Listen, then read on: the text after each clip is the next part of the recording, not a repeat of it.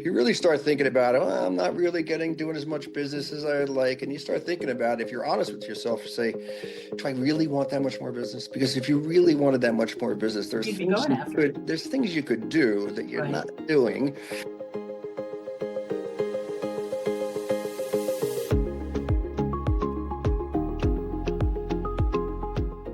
Hi, everybody. It's Andrea Gordon, your host with Realizations, the podcast about everything to do with real estate.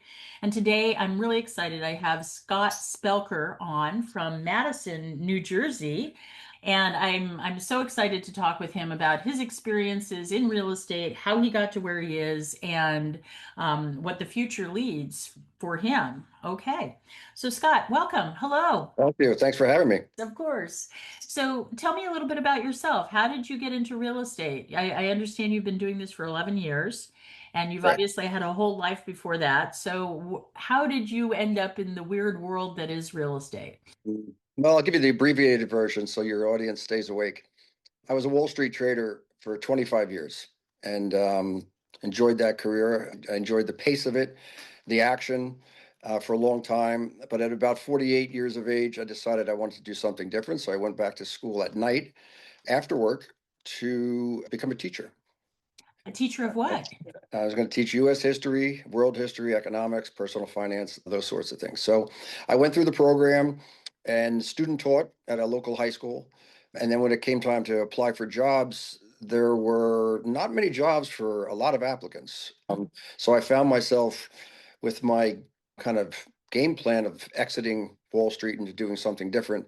I wasn't able to complete that. Just couldn't Mhm. get, nobody would hire me. Mhm. So Do you feel like it was ageism that was in your way? no, I really don't think that was it. I think there were some people that might have been a little bit concerned with, somebody that came off of a business from a business background, not necessarily Wall Street, that maybe kind of, I wasn't willing to pay my dues, or maybe I thought I was all that or something like that. And maybe they felt like, they'd rather get somebody kind of younger coming in at the ground floor with no expectations. But meanwhile, I was very hungry and was willing to do pretty much anything to get a chance. But there were Hmm. like 300, there were 300 applicants for pretty Right, much every position. So right. I didn't take it personally. I felt like I had a lot to offer and I think I would have been good at it, but I wasn't able to land a job. Right. A bunch of people. I live in a town now that I grew up in. I've been here for about 50 of my 62 years, and so there are certain connections you make in people you meet. You certainly through we have three children. You meet a lot of different people through your kids. So everybody Hmm. was like, "Oh, you should go into real estate," and I just didn't feel that comfortable doing that. Maybe it's because it wasn't my dream, which was to become a teacher. But I kind of stepped into it backwards and I was like, all right, I'll give it a shot. If I don't like it, I just won't do it. Just like I walked away from a career on Wall Street. So I Right. started to do it. And in some respects, it saved my life because after 3 years of basically having not only no money, but no purpose, Hmm. I was pretty down and out. So in some respects, I felt like real estate, made me feel like I had some purpose again in life, and Hmm. that was very, very important. The money, it was nice to make some money too, but Right. that wasn't the primary. I just needed something to get going with my life. So I mean, that period of time was very, very difficult for me, but Hmm. it's also taught me something. I felt in some respects, helpless. I felt like I had no hope. I had nothing going for me, and it was a Oh. wake up call, and it definitely makes me appreciate kind of other people that have struggles in life. Good for me. I deserved it because Yeah. it was going pretty good there for a while, and I needed a little bit of a wake up call. So I'm very grateful for the real estate and the fact that it gave me purpose first and foremost. And then the second thing is, of course, the ability to pay my bills. So that was good too. So I've been doing it for about 11 years. I initially didn't really want to go into real estate for a couple of reasons, but one of them, I just don't want to be competing anymore. Like on Wall Hmm. Street as a trader, Oh my you're Lord, you must have been always competing like crazy on Wall Street. everything is I'm competing day and night. We traded around the clock. I mean, it was just competing, competing, competing, and I just wanted a job. That's why I think teaching appealed to me. Is the Hmm. fact that it's not like you're a competition with the social studies teacher across the hall. Like I'm better than him, or her. No, I just wanted to have a job that I could go into and give it my best and not be competing. So I go into real estate blindly thinking like, there's not going to be very competitive. I don't have to be competitive. And it didn't take long for me to realize like it is competitive. Yeah, it's It's very competitive. competitive. It is a competitive field. Although very collegial. My experience Yes. of other realtors is that we all like each other. We're all trying. There's plenty of business for everybody, but it is a little daunting when you walk into a listing appointment knowing that they're interviewing for other people. I know. Yeah. Yes, it So, is true. And yeah, I'm very fortunate in this area that I live in Madison, New Jersey. The agents from all different agencies are very, very professional. They're mhm. very good at what they do. It makes it maybe more competitive because you have to, really have be on top of your game. But I think it's a good thing in general. And I like working in this area because I find that the agents are just, very competent, very trustworthy, very ethical. And Yeah, that's important yeah. to me. I have only run into a few bad apples in 28 years of doing real estate. And for the most part, everybody's working really hard and Yeah. everybody's working to do a good job and wants to serve their clients. Now, which brokerage are you with? I forgot. I'm with Coldwell Banker. You're with Coldwell Banker. I was with Coldwell Banker for like 8 years, by the way. I love Coldwell Banker. It's a wonderful brand. It And really is. obviously Compass has just bought the whole Anywhere brand, and you're right in the headquarters city of Anywhere. So tell us a little bit about that. I know you just went to a meeting with Mr. Robert Refkin. What's his plan? How is he going to encompass all of these different brands and put everything under one umbrella? It seems like crazy to me. Yeah, it's interesting because I think in some respects, Compass was, I don't want to, maybe enemy is too strong a word, but it was a major competitor Right. of, say, Coldwell Banker and Sotheby's. There's four different brands that fall under Hmm. the Anywhere umbrella. The CEO of Anywhere lives in Madison. And so the headquarters are in Madison as well. So Mr. Refkin spoke today, and I can't begin to not just cover, but speak for him in terms of what his big plan is. But what I can say is I was very impressed. He has Yes. a vision. Yeah, I mean, listen, Yeah. I've been around some very bright people on Wall Street for a long time. And I've read about him, I heard about, heard him speak sometimes a little bit, but he's very sharp. He cares deeply about people, the people Hmm. that work. He feels like he works for us as Yes. opposed to us working for him. And he genuinely believes it. He just seems like a person that cares deeply about the people that are part of his brand. I think that he has vision, which is unusual. Very much so. He absolutely has vision, and I think a big part of what he's trying to make the landscape more fair in the sense Hmm. for the agents. And Yeah. it's because we're basically beholden to a large degree sometimes by Zillow, or it could be our MLSs around the country and stuff. And we don't really have a lot of choice in that. And especially Right. like with Zillow, we don't get any of our leads. So it's my listing, and I don't even own the pictures, even though I paid for them. The MLS owns the pictures after I'm done with them. And Zillow gets the leads for my listing, and then we'll send it to somebody else. So Hmm. that doesn't seem very fair. So it just seems like part of his mission. I can't speak to what his whole mission is, but I think part of his mission is to level the playing field, make it fairer for the agents. Hmm. And I think that's something that all agents across various different platforms and brands should be appreciative that he's taken the fight. Yeah, I feel really, really honored to know him, to know his mother. She's amazing too, by the way, Ruth. And hopefully that everybody at Coldwell Banker and what is it, ERA and Sotheby's Better Homes and and Gardens, ERA, yeah, Corcoran. Yeah, yeah, Corcoran. Everybody gets to have a relationship with him like the one that I've been able to have over the last 7 years. I think it has really buoyed me up in my work, to be honest with you. There are principles that we have at Compass which are really wonderful, and I know that they're the ones that Robert lives by. And I think that he will probably instill that everywhere he goes, is my guess. And at the same yeah. time, we're all going to be able to hold on to our individual identities, I'm sure. Coldwell Banker is very different than Compass, and Corcoran is very different than Compass and Coldwell Banker, and Sotheby's is yet different still. So those brands are still going to be attracting different types of agents, is my Well, guess. so Right.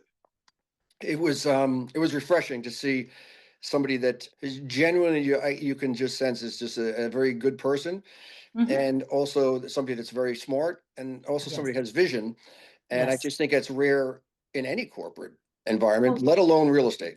Well, So lucky leadership is us. tough. Leadership is really tough. And I think of him as a true leader. Do you have any desire to coach realtors? I shouldn't say no to that. I don't, it's not something that interests me kind of right now, but I think there may be a point later in my life that I think I would could be very helpful to people, and I think it might be satisfying for me Mhm. as well, because being a realtor, you are a coach. You're, Yeah, you're exactly. a teacher and you're a coach, and I've done both.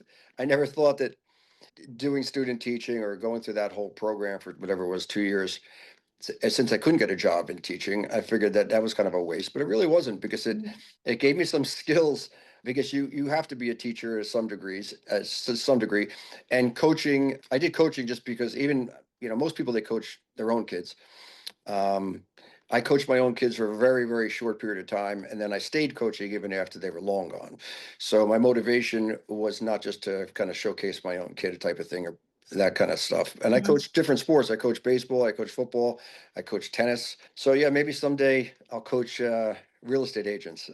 It seems like it would be a natural fit with your teaching background and your desire to educate. I mean, that seems like a no-brainer to me in a lot of ways. I would have one condition though. I would only do it for free. There you So I would not charge. Sometimes, you get what you pay for. go. But Yeah. yeah, it wouldn't be a financial thing. It would be basically just things that I've learned, and to kind of how to build a business, Hmm. and what has worked for me. But a big part of it is, trying to figure out what works for you. Hmm. And everybody brings different things to the table, and I think you kind of get out of I think you get out of life, but even out of this business, you get out of it what you want to get out of it.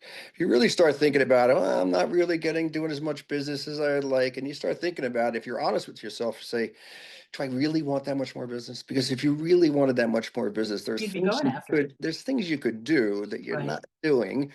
And if Right. you admit Right. it to yourself, yeah, I mean, I'm getting out of this business what I want to get out of it. I have no desire to have a team of 10 or 15 people. I Right. have Right. no, Right. as I say to senior management, I said, I have no desire to grow. I said, I know Hmm. you don't like to hear that, but um, I'm very, at this stage of my life, my wife and I work together. Oh, And cool. yeah, we work together, and very content. I said she's my boss, but we are very, we're pretty content, I think, at this stage of our lives with how busy we are. And you have to realize you don't know how much time you have left Oh on my this goodness. planet. So Yeah, you don't I want to be know. working. I don't want to be working like an animal for the next 8, 10 years. I mean, you kind of work when it's there. I don't really turn work away, but by the same token, it's just trying to find balance. And it's so hard to strike that balance from It being absolutely is. overwhelmed, too busy, to not enough going on, and to trying to make sure you fit everybody that's important to you in your life, to make Hmm. them still feel like, so it's a lot. Hmm. And you do the best you can. Look, at the end of the day, you do the best you can. And we are way too hard on ourselves as Right. individuals, and in terms of feeling like we don't measure up. Listen, you do the best you can, and that's all you can do. And Uh, just be happy with what you're doing. you are a lovely person. Thank you. No, I'm dead serious. I Appreciate mean, that. you have been very vulnerable in this conversation. You've been very honest about your world and how you've gotten to where you're at. And My you know, failures. and I'm sure that you bring that authenticity to your work as a realtor. And I'm sure you just are a truth teller and very transparent with your clients, Yeah, which is what I we am. all need to be. So kudos to you for that. If somebody wants to buy something in Madison, New Jersey, how do they get a hold of you? We're all it's all over the internet. Go up spelkerteam.com is our website as well. And that's I appreciate Spelker. KER, yeah. I appreciate the kind words, but I have to say that there's actually something better about working with our team. That's my wife. She is, I bring some things to the table, but she is exceptional. And if you have to, all the Zillow reviews, everybody loves her. I said, she's so good, she makes me look bad. But we work well together, and we Great. bring different things to the table. Hmm. She has an interior design background, and she's really good at that kind of thing, of either showing buyers potential or helping sellers get their house looking its its best. Mm-hmm. And I tend to be more the marketing person or the Mm-hmm. contracts or the data-driven stuff in terms of crunching the numbers about what houses may be worth and what you can expect to get for your house. But she is really good at just the really more important thing, those connections that she makes with the clients. And I think combined, it's a pretty powerful dynamic to have two people that you know that get along really well and that are good at what we do. But I tend to be, I just tend to be not as good at her at so many things. But Aw, that's very sweet. she tolerates, she puts up with me, and she didn't really want to go into this business initially. And I said, listen, whatever you don't like to do, I will do it. Whatever it Mhm. is, it could be being there for an inspection. It could be putting the signs out, which neither one of us likes. I Mhm. said, whatever you don't like to do, I'll do. I'll do all of it just to keep you on, keep you on board. Well, And I know that phrase, happy wife, happy life. It certainly works in my household. it is, yeah, it is true.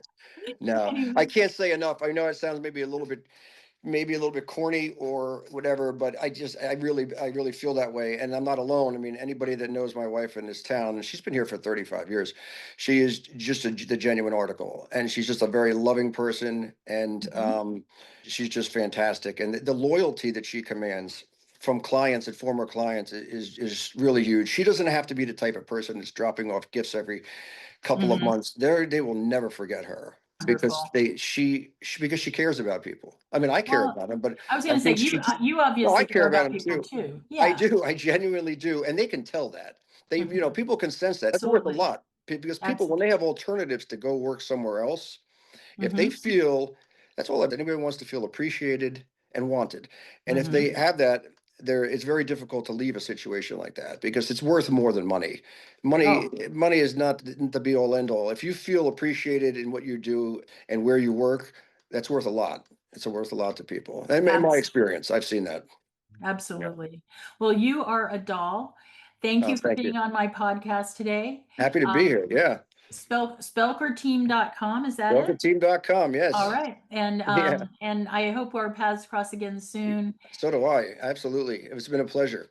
Thank you. Take All good right. We'll see you care. soon. Bye-bye. Bye.